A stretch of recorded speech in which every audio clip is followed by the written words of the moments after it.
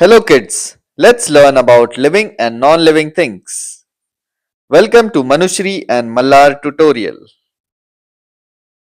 There are many things around us. They are divided into living things and non-living things. Living things.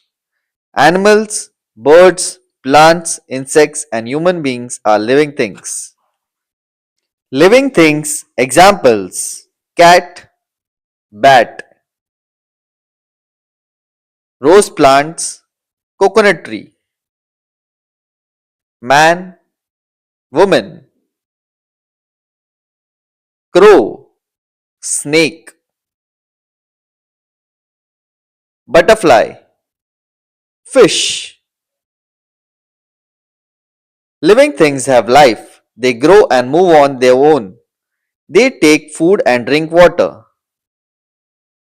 Non-living things examples: table, bed, book, television,